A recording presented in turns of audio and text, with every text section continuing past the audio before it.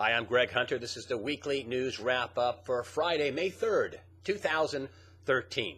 President Obama gave a press conference this week, and one of the first questions right out of the gate, and I have to give credit to Ed Henry, was about the Benghazi attack where our ambassador was killed and 3 other people. And he said, hey, there are reports that State Department employees are being pressured to keep quiet about what went on in Benghazi. The president said he didn't know anything about that. Meanwhile, they're setting up another congressional hearing next week about Benghazi, and some of these whistleblowers are going to testify. I can't imagine this being good for Hillary Clinton's run at the presidency in 2016. A lot of people charge that the White House is stonewalling about facts and details because they're trying to cover up an awful mistake in foreign policy. And with 4 Americans dead over there, I don't see how you can argue that there was an awful mistake, and we should get to the bottom of it. Next up, war drums continue to pound in Syria. There are charges of chemical weapons being used by the Assad regime. Remember, President Obama said this was a red line and a game changer. And now the president says that he doesn't want to rush to judgment. And in a way, I don't blame him. You know, Russia has a base in Tartus on the Syrian coast. They're not going to like Assad being kicked out of power and them losing that base. That's a strategic base. The Iranians don't want to see Assad out of power. And I think the Iranians think if Syria falls, boom, they're next. So, yes, the president is going to think long and hard about this, but still, meanwhile, it's reported that we're going to be sending not only just humanitarian aid to the Syrian rebels, which have a big al-Qaeda component, go figure, but we're going to be sending them, arms. And this is another escalation in a civil war with al-Qaeda on one side, the West is supporting, and Hamas, or Hezbollah on the other side, that is supported by Iran and the Russians. 70,000 Syrians have lost their lives already, and there is no end in sight and no peace talks scheduled. Keep your eye on Syria. Speaking of war, China has sent a platoon of its troops deep inside India.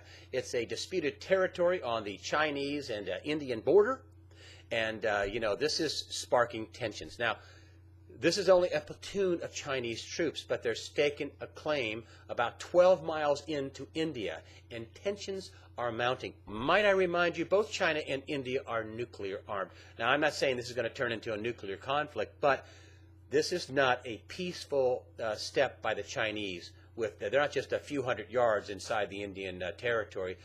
They reportedly are 12 miles inside India's territory.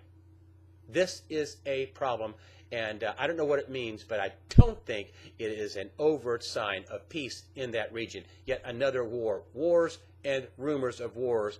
There you have it. Watch this one. The Boston bombing case is, netting some more arrests, 3 arrests as a matter of fact. And here's the surviving brother, Senev, and here is, friends that basically are helping him out. And they are being charged with a cover-up. I'm not going to say a lot about this whole case and what's going on, because we're going to be learning a lot about this case and these terror suspects as time goes on. But I do want to say, when this thing first happened, members of the left side of the mainstream media immediately came out and basically alleged that, this is, tax, people who are upset with American taxes, that people were maybe possibly the Tea Party or right-wing people, or, alluding that it was, Republican-type people, which at the time I said was outrageous and despicable. And now we find out these are foreign-born, bona fide terrorists that have nothing to do with the Tea Party, the Republicans, tax people, nothing. One of the people on the left, Lawrence O'Donnell, came out with this. And you know what? He should be ashamed of himself. He's no journalist. He's a spin doctor. And he should apologize for this repugnant charge and trying to score political points after a gruesome terror incident. Mr. O'Donnell, you should be ashamed of yourself for what you said. It's absolutely, positively false. Next up, the economy is so weak that the Federal Reserve has announced, this is a big surprise, ready, ta-da, the Fed keeps stimulus going full speed. Let me tell you why the Fed is keeping the stimulus going full speed. Because the economy is rolling over, as we talked about earlier this week on Monday with Carl Denninger, who hit it right on the head and said, hey, this is, Fed money printing is running out of gas, basically. Well, so the Federal Reserve comes out and they make this statement that, well, they could increase or decrease it. I think they're being coy. They're not going to decrease it.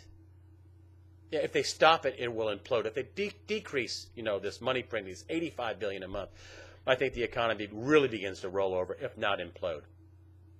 And I think what they're hinting at is they're going to increase it. That's how bad the economy is going. And this against the backdrop of Obamacare. That is already law, and it's rolling out in stages. And, it's going to really roll out in full by about 2014. It's really going to start really coming to fruition in 2014. But employers are already basically adjusting for that. They are cutting people's hours back to 29 hours. So if somebody making 40 or working 40 or 50 hours to feed their family, you can work 29 because we don't want to pay you, you won't give you insurance. Companies that have less than 50 employees that may have expanded, oh no, we're not going to expand. Then we'll have to be on the hook for insurance.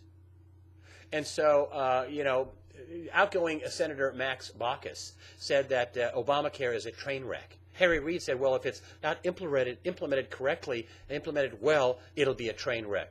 You know what? I think Baucus got it right, the outgoing senator from Montana. It's going to be a train wreck. Other people in the medical profession say when this thing fully gets rolled out in 2014, it's not fully, mostly in 2014, it's going to be chaos. I don't care what you call it.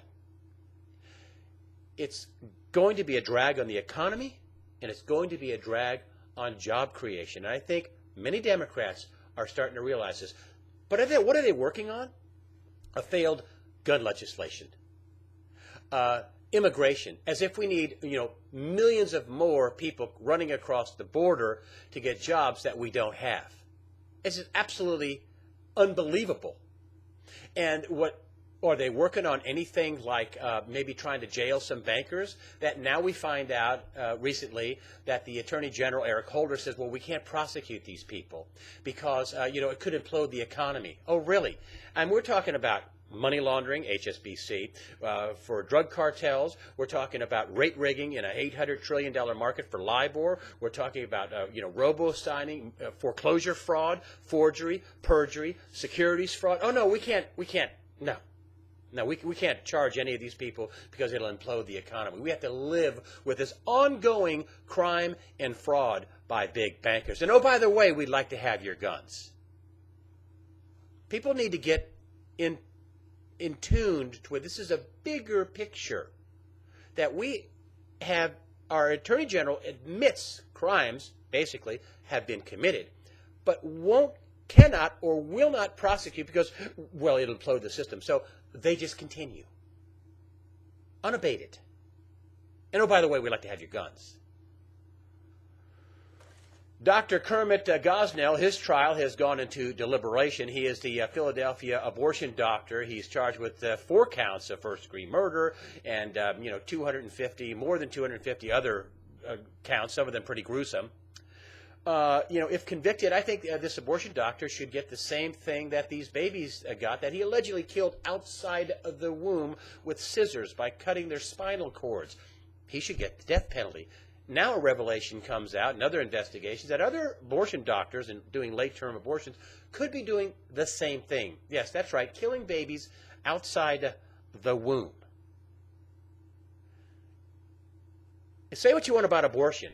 If killing babies outside the womb that survive abortion isn't wrong, I don't know what is. We've lost our way as a country.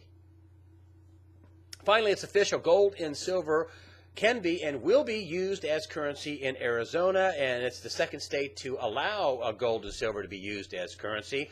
Many other states are thinking about doing this. Well, what are these states seeing? And while I'm at it, there's a new poll out that says 29% of registered voters think that armed conflict may be necessary in the next few years to protect our liberties. 29%. This is a pretty good-sized college that put out this poll. 29%, 300 million people. That's close to 100 million people that think armed conflict might be necessary. About 18% of Democrats, a little more than 40% of Republicans, and independents as well. So the spectrum is covered. What does that tell you about the psyche of at least some of the American voters?